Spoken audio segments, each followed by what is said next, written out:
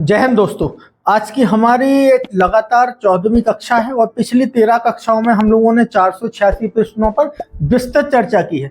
मैं आप लोगों को एक बात बोल दूं कि मैंने जो आप लोगों को पूरा प्लान बताया था कि आप लोगों को मेहनत करनी है, ईमानदारी से जो भी मैं क्लास लेता हूं वो ईमानदारी से, एकाग्र मन से और एकांतवास में सुनना है। यदि आप लोग मेरे हिसाब से मेहनत नहीं करेंगे, प्लान नहीं बनाएंगे तो आप लोग पीछे छूट जाएंगे। कल मैंने कई ऐसे छात्रों के मैसेज देखे हैं जिनका लगातार ये डिमांड थी कि जो एमसीक्यू हमने धर्म के उपलब्ध करवाए हैं उनके आंसर की उपलब्ध करवा दी जाए।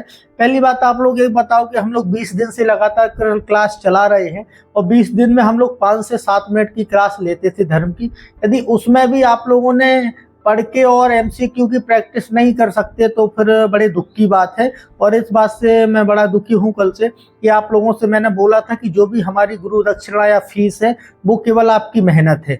आप लोग यदि ऐसे निराश करेंगे तो फिर आगे मैं आप लोगों का सहयोग नहीं कर सकता। आप लोगों को ईमानदारी से जो भी मैं क्लास लेता हूँ बिल्कुल उसी दिन पूरी क्लास अटेंड करनी है और थोड़ा समझना है। मैंने बोला था आप लोग यदि कंटेंट सामग्री के पीछे भागोगे तो जिंदगी में कुछ नहीं कर पाओगे।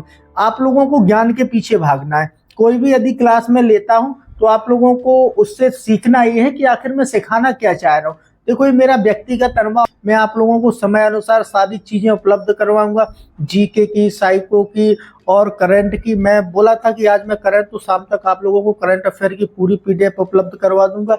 लेकिन वही है कि आप लोगों का ज्ञान अर्जन का माध्यम नहीं है, साधन नहीं है। ये याद रख लेना है। पीडीएफ ये केवल हमारा रिवीजन का माध्यम है।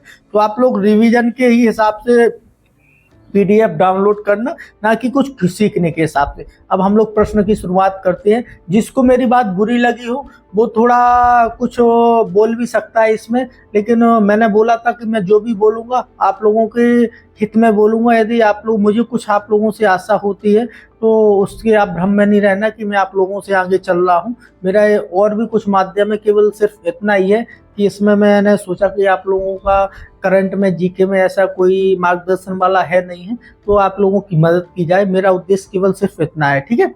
विश्व की 7 चोटियों पर विजय पाने वाले सबसे कम उम्र के भारतीय बने, ये बने हैं देखो, आशीष सिंह नहीं बने हैं और विजय शेख नहीं बने हैं, हिमांशु रॉय नहीं बने हैं, ये बने हैं हमारे विश्वनाथ कार्तिकेय। ये हैदराबाद के रहने वाले हैं, पहले ये याद रख लेना है। इन्हें विश्व की 7 चोटियां फतेह कर ली हैं। पहली बात, इनकी उम्र मात्र 16 वर्ष है। ये भारत में पहले ऐसे भारतीय हैं जो 7 चोटियां हमारे विश्व की फतेह की हैं और विश्व में इनका दूसरा नंबर आता है। विश्व में एक और इतनी उम्र का लड़का है जिसने ये चोटियां फतेह की है, तो भारत में प्रथम है लेकिन विश्व में द्वितीय है। और कहाँ के रहने वाले? हैदराबाद के विश्वनाथ कार्तिकेय। ये इतिहास रचने वाली बात हम लोगों को थोड़ा सीखते चलनी है, ठीक है। अगला प्रश्न हमारा, किस भारतीय ने स्विट्जरलैंड में विश्व पैरा एथलेटिक्स ग्रैंड फिक्स में विश्व रिकॉर्ड बनाया है? ये इसलिए है, ये मैं आप लोगों को बता दूं कि ये ग्रैंड फिक्स में विश्व रिकॉर्ड जो बनाया है वो बनाया हमारे महेंद्र गुर्जर ने। ये भाला फेंक में ने पहला ही महेंद्र गुर्जर ने इतिहास रचते हुए भारत के लिए गोल्ड जीता था, ठीक है। और 61.17 मीटर लंबी दूरी का भाला फेंका है जो चाइना के भाला फेंक से लंबा था।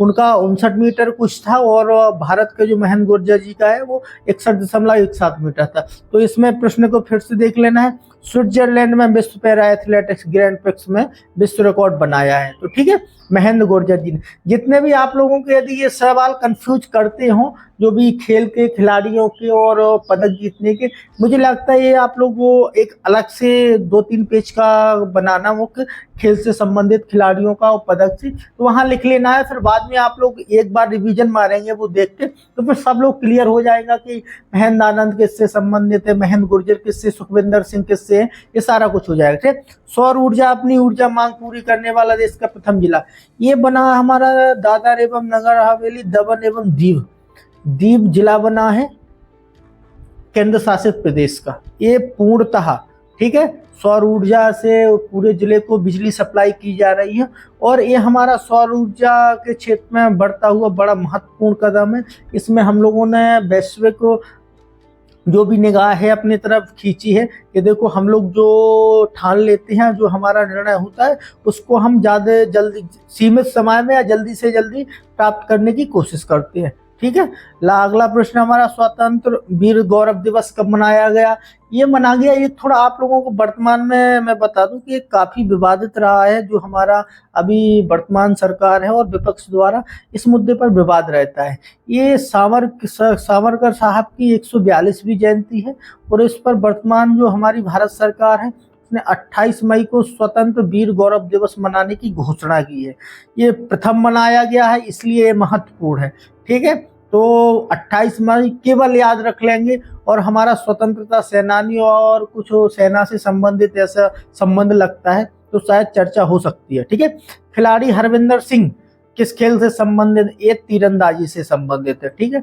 इनकी मैं एक आप लोगों को खिलाड़ी हरविंदर सिंह की कुछ महत्वपूर्ण बात बता दूं।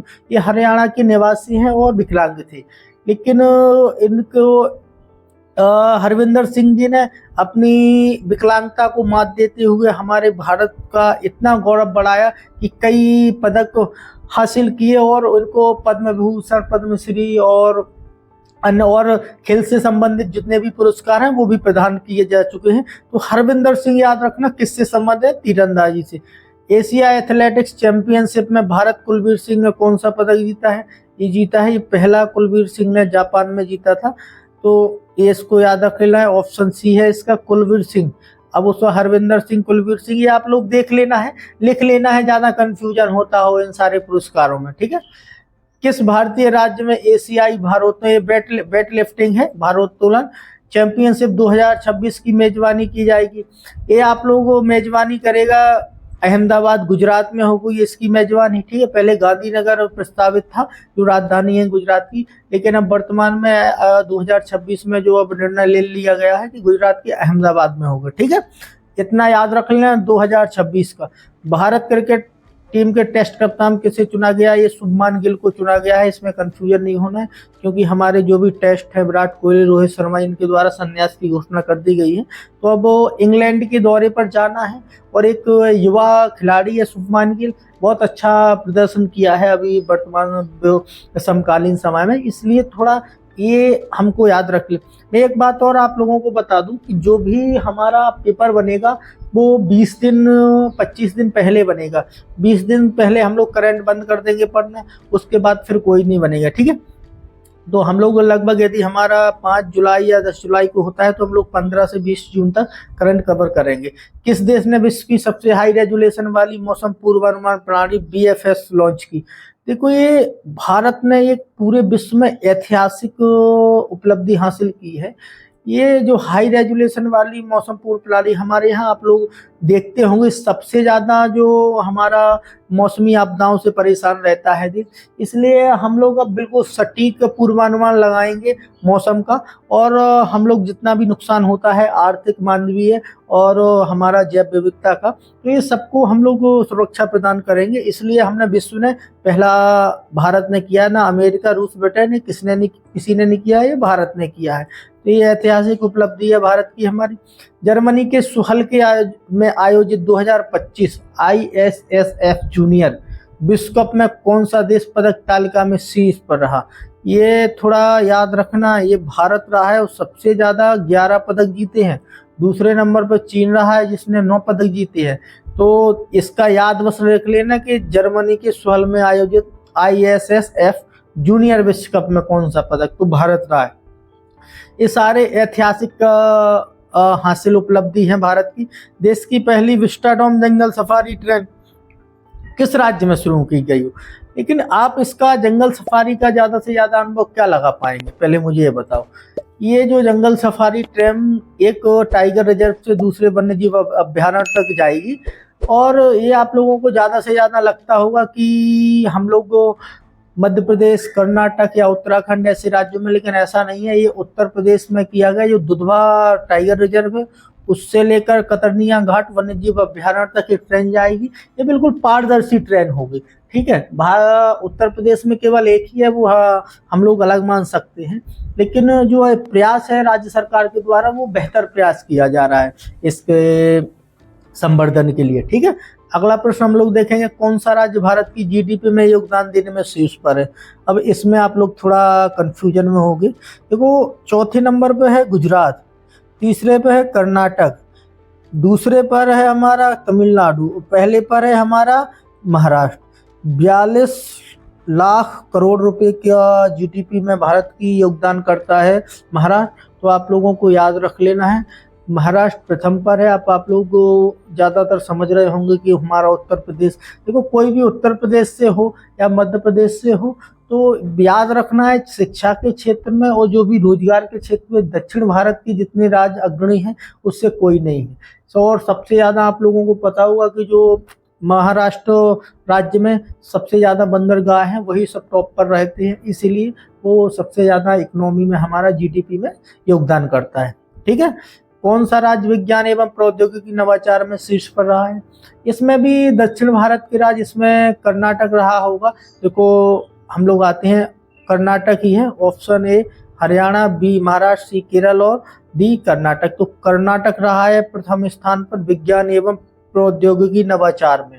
ठीक है, कितना अच्छा ये दक्षिण के राज्य करते हैं। और हमारे वो जो उत्तर भारत के राज्य हैं वो किस क्षेत्र में कार्य कर रहे हैं, आप लोग कमेंट में बता सकते हैं कि हम लोग कहाँ पर सबसे ज़्यादा आगे फोकस करते हैं। भारत में के किस राज्य ने स्वच्छ राज्य का खिताब बरकरार रखा है। देखो आप लोगों को शहर तो पता होगा, लेकिन मुझे लगा कि राज्य का भी आप लोगों को जानकारी हो जानी चाहिए।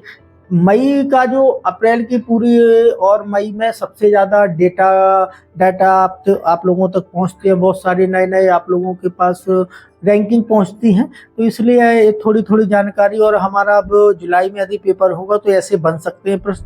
तो मध्य प्रदेश का इंदौर शहर टॉप पर अभी पिछले विगत वर्षों में रहा है और मध्य प्रदेश राज्य भी टॉप राज्यों में रहा है। तो ये दोनों एक ही से संबंध है। विश्व फुटबॉल दिवस कब मनाया गया, ये हमारा, मैं थोड़ा समझा दे रहा हूँ। विश्व फुटबॉल दिवस मनाया गया 25 मई को। 2036 तक भारत अपनी जो ओलंपिक मेजबानी की क्षमता प्रदर्शित कर रहा है, इसलिए 25 मई को। और 1924 में फुटबॉल को शामिल किया गया था, इसलिए इसकी 100वीं वर्षगांठ भी है, इसलिए विश्व फुटबॉल दिवस हम लोगों को थोड़ा याद रख लेना है। कौन सा देश विश्व की चौथी सबसे बड़ी अर्थव्यवस्था बना है, तो पहले पर आप लोगों को पता है कि यूएसए है, दूसरे पर चीन है, तीसरे पर जर्मनी है, चौथे पर भारत बन गया है, जापान को पीछे छोड़ती है। थोड़ा सा हाल ही में हल्का सा अंतर है, लेकिन ये ट्रिलियन डॉलर में है पूरी इकोनॉमी, $4.19 ट्रिलियन। ठीक है, ये याद रख लेना, फिर आप लोग कंफ्यूज हो जाएंगे कि रुपये में है।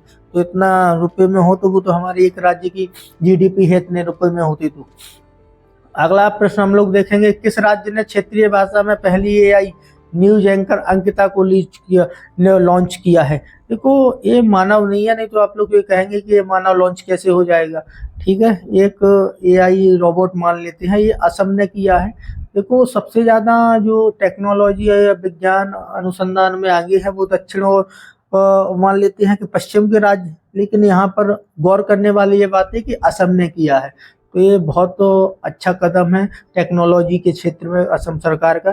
राष्ट्रपति मुर्मू ने वीरता और साहस के लिए कितने पुरस्कार प्रदान किए, ये 39 किए हैं। ठीक है, इसमें सभी आर्मी के लिए और सशस्त्र बल के लिए और हमारे जम्मू कश्मीर के पुलिस के जवानों के लिए जो भी आतंकवाद विरोधी गतिविधियों में से जो भी इनके द्वारा जो मान लेते हैं हम लोग ऑपरेशन चलाए गए और आतंकवादियों का खात्मा किया गया जिस स्तर पर, तो उन सभी जवानों को सम्मानित किया गया है। तो कितने 39 प्रदान किए गए हैं।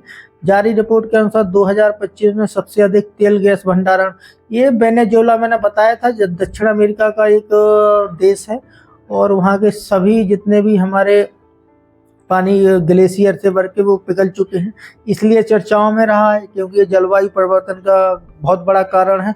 और दूसरा सबसे ज़्यादा जो भंडारण है वो वेनेजुएला में है, फिर है सऊदी अरब में, फिर है कनाडा में, फिर है रूस में।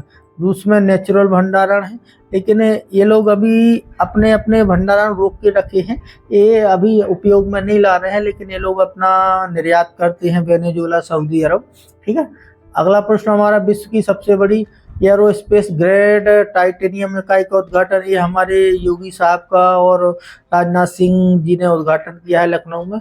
बड़ा महत्वपूर्ण प्रयास है रक्षा क्षेत्र में किसी राज्य का योगदान करने के लिए। ठीक है, अगला प्रश्न हमारा, ISSF जूनियर वर्ल्ड कप में महिलाओं की 10 मीटर एयर पिस्टल स्पर्धा में स्वर्ण, ये कनक बधवार है। ये पहला जो भारत का जब खाता खुला पदक में तो वो स्वर्ण पदक से खुला, वो कनक बधवार। पहली बात तो ये कि ये महिला है। ठीक है, अब महिला भी खेल क्षेत्र में हमारा महत्वपूर्ण योगदान कर रही है, इसलिए हम लोगों को थोड़ी सी जानकारी रखे रहनी। किस राज्य द्वारा रायवीर योजना को मंजूरी दी है, यह किससे संबंधित है? रायवीर योजना का मतलब है कि आप कोई भी रास्ते में एक्सीडेंट हो जाते हैं और आप उसको यदि हॉस्पिटल तक पहुंचाते हैं तो उसको आपको 25,000 रुपये इनाम के तौर पर प्रदान किए जाएंगे।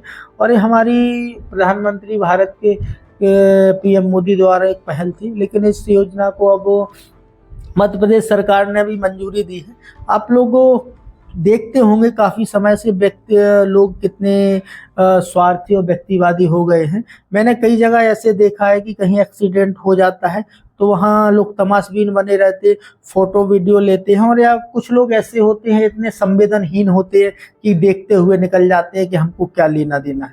तो इसी मानवता को पैदा करने के लिए राज्य सरकार का एक बेहतर कदम है। यदि आप लोग जितने भी मेरे साथ पढ़ते हैं तो वो मानवता बिल्कुल अपने अंदर जगह लेनी है। कहीं पर भी ऐसे कोई दिखे तो वो 25,000 की लालच में नहीं, यदि आपके 5 मिनट के सहयोग से किसी की जान बच जाती है तो वो आपको 25 लाख नहीं 25 करोड़ के बराबर है।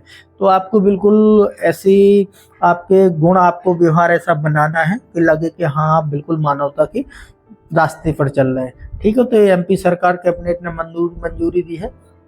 गोल्डन होम वायु रक्षा प्रणाली किस देश द्वारा? ये USA द्वारा। अभी वर्तमान में भारत सरकार के द्वारा जो पाकिस्तान में ऑपरेशन सिंदूर चलाया गया, उसके आधार पर देखते हुए अब अमेरिका ने भी निर्णय लिया है कि जितनी बेहतर जिस देश की वायु रक्षा प्रणाली होगी वो रक्षा क्षेत्र में हमारे पूरे देश में वही अब हेड होगा, या मान लेते हैं हम लोग कि वही अब चौधरी होगा विश्व का। ठीक है, अगला प्रश्न हमारा, विश्व सांस्कृतिक विविधता दिवस कब मनाया जाता है? राष्ट्रीय आतंकवाद विरोधी दिवस। ये एक ही डेट को 21 मई को मनाया गया, तो इसको दोनों को देख लेना है, दोनों मनाया जाता है। राष्ट्रीय आतंकवाद विरोधी दिवस 21 मई, याद रख लेना है। और 39वें पुरस्कार अभी प्रदान किए गए हैं हमारी राष्ट्रपति मुर्मू जी द्वारा, तो इसलिए ये जुड़ता हुआ प्रश्न मुझे ज़्यादा लगा है। और विश्व सांस्कृतिक विविधता दिवस, जो हमारा सहयोग, समर्पण और समझ के अंतर्राष्ट्रीय स्तर पर बढ़ाने के लिए ये दिवस मनाया जाता है, सांस्कृतिक विविधता दिवस। तो आपको 21 मई याद रख लेना है दोनों। किसने अंतर्राष्ट्रीय बुकर पुरस्कार जीतकर इतिहास रचा है? देखो, भारतीय एक महिला है, उसने इतिहास रच दिया है वैश्विक स्तर पर, ये याद रख। ये कन्नड़ का जो बानू मुश्ताक एक महिला है, उन्होंने हार्ड लैम्प को एक कथा लिखी है, तो उसमें कथा में ये कन्नड़ भाषा में थी, बाद में अंग्रेजी में अनुवाद किया गया है। तो ये बुकर पुरस्कार के लिए चयनित हुई हैं। वो हमारा अंतर्राष्ट्रीय पुरस्कार है। केवल याद रखना है कि बानू मुश्ताक, मुझे 100% लग रहा है कि ये आप लोगों से पूछा जाएगा प्रश्न, तो इसलिए इसको थोड़ा अच्छी तरह से, किस भाषा में, कन्नड़ में लिखी गई थी। ठीक है, कौन से लेखक हैं? वो बानू मुश्ताक ने मुस्लिम महिलाओं के बारे में कितना मतलब चुनौतियों का सामना किया, कितना अत्याचार का, और फिर वर्तमान में कैसे अपने अधिकार हासिल कर रही हैं धीरे धीरे। इनका अच्छा बृहद या विस्तृत मान लो प्रस्तुति की है इन सारी चीज़ों की, इसलिए इनको चुना गया है। माउंट एवरेस्ट पर चढ़ने वाली CISF की पहली महिला, ये हमारी सशस्त्र बल से है, और इनकी जो हमारी सशस्त्र बल की पहली महिला बनी है, तो ये हमको याद रखना है। ये महिला कौन बनी है? गीता सामोता। माउंट एवरेस्ट को फतेह किया इनको 8,849। ठीक है, 58वां ज्ञानपीठ पुरस्कार किसे प्रदान किया गया? ये हमारा दोनों लोगों को किया गया। गुलजार, जो हमारे उर्दू के गायक संगीतकार हैं, और राम भद्राचार्य जी हैं। ये आप लोग वर्तमान में हमारे थल सेना अध्यक्ष, जो थल सेना प्रमुख हैं, वो यहाँ पर पहुँचे हुए थे राम भद्राचार्य जी के आश्रम में, और कहा जा रहा है कि ये गुरु शिष्य बने हैं। तो आपको याद रखना है किनको 58वां दिया गया है। और 59वें के लिए विनोद कुमार शुक्ल हिंदी लेखक से संबंधित हैं। ये 2024 में चुने गए हैं। ये 2025 जनवरी में प्रदान किया जाएगा। देखो, चुन लिया जाता है और बाद में राष्ट्रपति जी को द्वारा प्रदान किया जाता है, ये अलग अलग स्थिति है। लेकिन अब यदि आगे का पूछा जाए कि कौन चुना गया है 59वें ज्ञानपीठ पुरस्कार के लिए, तो विनोद कुमार शुक्ल जी है, हिंदी के लेखक हैं। ठीक है, ये चुने गए हैं। लेकिन जो प्रदान अभी हाल ही में किया गया है वो गुलजार और रामभद्राचार्य जी को किया गया। ठीक है, दोनों बातें अलग अलग हैं, दोनों बातें याद रखेंगे आप। अगला प्रश्न हमारा, देखो, एक धर्म के में ज्ञानपीठ पुरस्कार का मामला आया था, वो गलत हमारे जो धर्मगुरु साहब है उनके द्वारा गलत प्रस्तुत कर दिया गया था। तो साहित्य के क्षेत्र में यदि उत्कृष्ट पुरस्कार है तो वो आप लोग बिल्कुल ज्ञानपीठ है। यदि ऑप्शन में भारत रत्न है तो जो भारत रत्न पुरस्कार है हमारे वो देश का, वो सभी क्षेत्रों में उत्कृष्ट पुरस्कार है। यदि वो भारत रत्न नहीं होता है तो फिर हम लोग ज्ञानपीठ का लगाएंगे। मैंने कमेंट में भी सभी को समझाया था और इसमें हम लोग बेहद, और ये एक आध प्रश्न हम लोग इधर उधर बोल जाते हैं कोई, तो उसको आप लोग बिल्कुल करंट में अवगत करा दिया करो, जिसमें हम लोग अन्य जितने भी साथी जुड़े हैं नए हैं या कि जिसने अभी वहाँ तक अध्ययन न किया हो, तो वो भी हमारा, क्योंकि मैंने बताया था आप लोगों संस्कृत के मंत्र यदि नहीं सीखते हैं तो वो आपकी जल्दी संभावना बनती है कि आप 1 दिन 2 दिन 5 दिन में सीख जाते हैं। यदि वही मंत्र आप लोग गलत सीखे हैं तो वो आप लोगों को सालों सुधारने में लग जाएंगे। तो इसलिए बिल्कुल अवगत करा दिया करो। ये हमारा अगला प्रश्न, भारतीय सेवा ने कहाँ तीस्ता प्रवाह अभ्यास, ये मैं बता दूं पश्चिम बंगाल में किया है। ठीक है, अब इसका एक जो हमारा सिलीगुड़ी है, चिकन नेक बोलते हैं, जहाँ पर हम लोग चाइना और भारत और भूटान को पिछली बार भी हम लोग डोकलाम में ये विवाद रहा था, तो यहाँ पर है, इसलिए तीस्ता हमारी भारतीय सेना ने सेवा है, ये गलत लिखा है, ये सेना है यहाँ पर। ठीक है, तो भारतीय सेना ने कहाँ तीस्ता, ये पश्चिम बंगाल में किया है। और प्रवाह अभ्यास ये याद रख लेना, क्योंकि अभी फिर से गर्मी और सर्दी बढ़ी थी वहाँ चाइना से भारत की। अगला प्रश्न हमारा, 7वें खेलो इंडिया युवा खेलों 2025 की पदक तालिका में कौन राज्य शीर्ष पर रहा? ये महाराष्ट्र राज्य शीर्ष पर रहा, जो इंडिया युवा खेलो अब 2025 की तालिका में 158 पदक जीते हैं महाराष्ट्र में। क्योंकि सभी लोगों को रहता है कि ये हरियाणा टॉप पर रहता है, तो ऐसा कुछ नहीं है। इस बार महाराष्ट्र ने 158 पदक जीते हैं। भारत के 52वें मुख्य न्यायाधीश के रूप में किसे नियुक्त किया गया? 51वें थे वो हमारे थे संजीव खन्ना जी। ठीक है, जो 52वें मुख्य न्यायाधीश नियुक्त किए गए हैं वो BR गवई साहब को नियुक्त किया गया है। कौन नियुक्त करता है? ये नियुक्त करते हैं हमारे भारत के राष्ट्रपति। लेकिन भारत के राष्ट्रपति को कौन सलाह करेगा? वो सुप्रीम कोर्ट की जज करेंगे। अभी वर्तमान में इसमें काफ़ी विवाद रहा था, सरकार ने इसमें संशोधन किया था कि सरकार के जो कैबिनेट के मंत्री हैं और प्रधानमंत्री इन कमेटी के द्वारा हमारे चुने जाएंगे। लेकिन ऐसे मुख्य न्यायाधीश ये सब निरस्त कर दिया गया था और फिर से हमारी कॉलेजियम प्रणाली में लौट के आए थे। ठीक है, संघ लोक सेवा आयोग का अध्यक्ष किसे चुना गया है? DR अजय कुमार, डॉक्टर अजय कुमार को चुना गया है संघ लोक सेवा आयोग। ये हमारा केंद्र सरकार का महत्वपूर्ण लोक सेवा आयोग जो बहुत बड़े बड़े स्तर की परीक्षाएं आयोजित करवाता है। इसलिए हमको केवल अध्यक्ष की जरूरत है और अध्यक्ष बदले हैं, तो इसलिए हम लोग ज्यादा समझ लगे। जनता की कहानी आत्मकथा का किस राज्यपाल द्वारा विमोचन? देखो, ये जो विमोचन किया गया है वो किया गया है हमारे वर्तमान के उपराष्ट्रपति जगदीप धनखड़ के द्वारा, और ये हरियाणा के बंडारू दत्तात्रेय राज्यपाल हैं वर्तमान में। इनके द्वारा ये अपनी आत्मकथा जो जनता की कहानी लिखी गई है और जगदीप धनखड़ के जी द्वारा विमोचन किया गया है। तो केवल ये याद रख लेना है कि बंडारू दत्तात्रेय जी की ये जनता की कहानी, ये भी लगता है मुझे कि प्रश्न आपसे पूछे जाने की संभावना बन सकती है। भारत में कहाँ विश्व का सबसे लंबा केले का फल? ये सबसे लंबा लगभग 4.19 मीटर का लंबा का मतलब आप मान सकते हैं कि लगभग 14-15 फुट का केला हमारे भारत के अंडमान निकोबार जो द्वीप समूह है वहाँ पर पाया गया है। ये विश्व में सबसे लंबा केला है। आप लोग अंडमान निकोबार में, ये ऑप्शन इसका D है। ठीक है, अगला प्रश्न, किस देश ने विश्व की पहली क्रिप्टो पर्यटन भुगतान? ये जो क्रिप्टो पर्यटन भुगतान शुरू किया है ये आप लोगों को बड़ा अजीब लगेगा।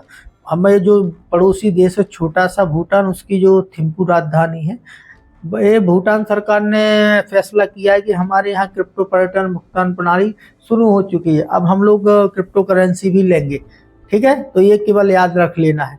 किस स्थान पर ब्रह्मोस मिसाइल का उपकरण की इकाई हमारी लग सकती है? तो उत्तर प्रदेश के योगी जी द्वारा हो सकता है। ये तो लखनऊ में की गई है। ऑप्शन इसका डी है। किस राज्य सरकार द्वारा 30वीं जयंती पर अहिल्याबाई सरकार पर बायोपिक बनाई? ये महाराष्ट्र सरकार द्वारा की गई होगी, ठीक है। इनका उद्देश्य है कि 300वीं जयंती पर जो भी अहिल्याबाई होलकर जी की जीवनी है, कैसे संघर्ष किया, कैसे राज्य चलाए, ये सब हमारी आमजन को जाननी चाहिए। तो ये सभी भाषाओं में हमारी लिए वो लॉन्च की जाएगी ये बायोपिक, और सभी OTT प्लेटफॉर्मों पर भी उपलब्ध होगी, ठीक है। कहाँ पर स्मार्ट जल आपूर्ति और कनेक्शन? ये हमारे भारत देश में एक शहर है बेंगलुरु, वहाँ पर ये सेवा शुरू की गई है। क्योंकि आप लोगों ने सुनी होगी काफ़ी पहले कि अब जो भी आने वाले विगत वर्षों में 10 वर्षों में लगभग भूमिगत जल खत्म होने की कगार पर हो जाएगा। चेन्नई तो ऐसा शहर हमारा बन चुका था जहाँ भूमिगत जल खत्म हो चुका है। तो इसलिए जो नदी का जो भी हमारा जल है उसका बेहतर उपयोग करने के लिए पारदर्शी व्यवस्था और लगभग एक व्यक्ति के हिसाब से 50 लीटर जल की पूर्ति की जाएगी। ये आप लोग याद रख लेना। भविष्य में ऐसे ही आपको तय किया जाएगा कि आपको 50 लीटर जल, यदि आप 5 सदस्य हैं तो आपके यहाँ पर लगभग 1 से 1.25 ड्रम पानी पहुँचेगा, ठीक है। 72वीं मिस वर्ल्ड प्रतियोगिता में किसे मानवतावादी पुरस्कार से सम्मानित किया गया? ये हमारे सोनू सूद साहब हैं, जिनने कोरोना काल में मजदूरों, आम लोगों की बहुत मदद की थी। ऑप्शन डी है। 72वीं मिस वर्ल्ड प्रतियोगिता, ये थोड़ा गलत टाइप हो गया है, प्रतियोगिता लिखा है, ये प्रतियोगिता है, ठीक है। मैं किसे मानवतावादी पुरस्कार, तो आप धोखे से नहीं आ जाना है कि अनुपम खेर, अक्षय कुमार इनको लगा के आ जाए, ठीक है। अखिल भारतीय फुटबॉल महासंघ पुरस्कार 2025 में बरसात का सर्वश्रेष्ठ, बरसात नहीं होना चाहिए, होना चाहिए वर्ष का, ठीक है। वर्ष का सबसे सर्वश्रेष्ठ पुरस्कार किसे चुना गया 2025 में? ये सौम्या गुगलोथ, ये महिला हैं, और सुभाषिस बोस ये पुरुष हैं। इन दोनों लोगों को चुना गया है 2025 का वर्ष का सर्वश्रेष्ठ खिलाड़ी फुटबॉल का। ये याद रखना है, ठीक है। अगला प्रश्न हमारा, विश्व का तीसरा सबसे बड़ा वाहन निर्माता, ये हमारे ऑटोमोबाइल की जरूरतों को देखते हुए भारत ने उपलब्धि हासिल की है। तो इसका ऑप्शन है भारत, ऑप्शन डी है। Global credit rating agency Moody's ने 2025 के लिए भारत की GDP वृद्धि का दर अनुमान कितने प्रतिशत रहने का अनुमान लगाया है? ये लगाया है 6.3, लेकिन जो 2024 की हमारी GDP है वो 6.5 के तौर पर। UN ने भी 6.3 का अनुमान लगाया है। और विश्व में सबसे तेज गति से बढ़ती हुई GDP का अभी वर्तमान में भी खिताब हासिल है भारत को, आगे रहने वाला भी एक खिताब है। तो आपको केवल ये याद रखना है, मूडीज, UN और हमारे RBI ने क्या अनुमान, अभी जो अप्रैल से चला था 2024 से अप्रैल 2025 तक, ये मानी जाएगी 24 की GDP। अब जो 1 अप्रैल से हमारी चलेगी और 2026 तक और 31 मार्च तक, वो मानी जाएगी हमारी 25 की GDP। तो इसमें कंफ्यूज नहीं हो जाना है किसी को। कौन सा देश जीनोम संपादित चावल किस्मों को विकसित करने वाला पहला? ये हमारे यहाँ पर उपलब्धि हासिल चल रही है कि हम लोगों ने जेनेटिक चावल बना लिया है। अब वो बदलते जलवायु परिवर्तन के समकालीन ये चावल बेहतर उत्पादन देगा और जो भी हमारी खाद्य आपूर्ति है उसको पूर्ण करने में मदद करेगा। अगला प्रश्न हमारा, किस राज्य ने खेलो इंडिया यूथ गेम्स की मेजबानी की है? ये सब लोग करते हैं लेकिन इस बार बिहार ने की है, तो ये थोड़ा हटके प्रश्न है। खेलो इंडिया यूथ गेम्स की मेजबानी ऑप्शन डी है, बिहार ने की है। अगला प्रश्न हमारा, बगलियार डैम किस नदी पर बना है? ये ब्यास नदी पर। ये बगलियार डैम से ही जो पाकिस्तान में जाने वाला पानी था उसको रोक लिया गया था। तो ये आपको पता होना चाहिए, जम्मू कश्मीर में चिनाब नदी पर बगलियार डैम है, ठीक है। अगला प्रश्न हमारा, हाल ही में स्वामी शिवानंद जी का निधन, ये योग गुरु थे, इनकी उम्र 129 साल में इन्हें आखिरी श्वास ली है। तो 21 जून को हमारा योग दिवस, अंतर्राष्ट्रीय योग दिवस होने वाला है। ये भारत की पहल थी जो अंतर्राष्ट्रीय मान्यता दिलवाई योग को। तो योग गुरु स्वामी शिवानंद जी, ये प्रश्न सटीक निकलता है हमारी परीक्षा के लिए। ठीक है, हाल ही में जारी प्रेस फ्रीडम इंडेक्स में 2025 में ये देखो 151 भी है, मैंने पिछली एक में 159 पढ़ाया था, वो 2023 का था, और 2022 का 161 था। ये 2024 में अब हम लोगों ने ये एजेंसी जो करती है सर्वे, उसने किया होगा, और पहले नंबर पर है वो नॉर्वे है, और 180 देशों में सर्वे हुआ है। ठीक है, तो ये तीनों चीजें याद रख लेना। भारत की जो रैंक है वो 151 भी है। भारत ने 7 स्थान बेहतर प्रदर्शन किया है। अब बांग्लादेश, पाकिस्तान, अफगानिस्तान और उत्तर कोरिया ये सब लोग पीछे छूट गए हैं, लेकिन भारत 191। अब बेहतर हर क्षेत्र में भी भारत देश हमारा कार्य कर रहा है, इससे हम लोगों की अंतर्राष्ट्रीय छवि मजबूत हो रही है। अगला प्रश्न हमारा, 2025 में सबसे अधिक सक्रिय सैन्य बल वाला देश, जो सक्रिय सैन्य बल है वो है चाइना में। हमारे रूस में कम, यूएसए में 13,28,000 हैं, भारत में 14,55,550 है, लेकिन जो चीन में है वो 20,33,000 एक्टिव सैनिक हैं, तो इसको याद रख लेना है। लेकिन जो सबसे ज़्यादा हमारा रक्षा क्षेत्र में खर्च करने वाला है वो प्रथम पर है यूएसए, दूसरे पर है चीन, और ये पहला नंबर मानेंगे, ये हमारा दूसरा है चीन, तीसरा हमारा रूस है, ठीक है, और चौथा जर्मनी है, पांचवा भारत है। तो भारत का खर्च के मामले में पांचवा नंबर है और चौथे का जर्मनी है, तो इसको आपको याद रख लेना है। अब हम लोग यहाँ पर पूरा हमारे प्रश्न समाप्त हो गए हैं। याद रखना, ईमानदारी से आप पढ़ते चलेंगे, लास्ट में जैसे ही पेपर नजदीक आएगा आपको एक आत्मविश्वास विकसित हो जाएगा, फिर आप लोगों को घबराहट और डर बिल्कुल खत्म हो जाएगा। मैं चाहता हूं कि आप अपनी स्वयं से मेहनत करके और स्वयं आत्मविश्वास से आप बढ़ के पेपर देने जाएं। यदि आप आत्मविश्वास के साथ जाते हैं तो जो प्रश्न गलत भी हो रहे हो ना सर, उसका भी प्रश्न का उत्तर हम सही देने लगते हैं। यदि आप लोग डर भय से जाएंगे तो फिर वहां पर समस्याएं होंगी। इसलिए जितनी मेहनत मैं करता हूं आप लोगों के लिए, आप लोगों से भी अपेक्षा करता हूं कि उतने ही साथ, और कम से कम जो मैंने टारगेट रखा है 25 से 30 विद्यार्थी, तो कम से कम सीरियस रहना ही रहना है। आप लोगों को फोकस क्या करना है कि प्रथम अपने जो कर्मकांड संबंधी व्यवहारिक मतलब मूलभूत सामान्य ज्ञान लेके रखना है। बिल्कुल हम लोग मतलब ये मान लेते हैं कि आप प्रैक्टिकल कर रहे हैं, पूजा पाठ का, मंत्रों का शुद्धता रखना है। बाकी मैं आपको साइको का और इन सारी चीज़ों को मेरी गारंटी है मैं तैयार की करवा के दूंगा, लेकिन जो बात बोलता चलूँ थोड़ा उस पर गौर करना है। ठीक है, ये पेपर हमारे हर वर्ष होते रहते हैं और अभी हमारे पास बहुत टाइम है। आप लोग जो जो मैं बोलता चलूँ उसको टारगेट करना है, बाकी आपको घबराना नहीं है।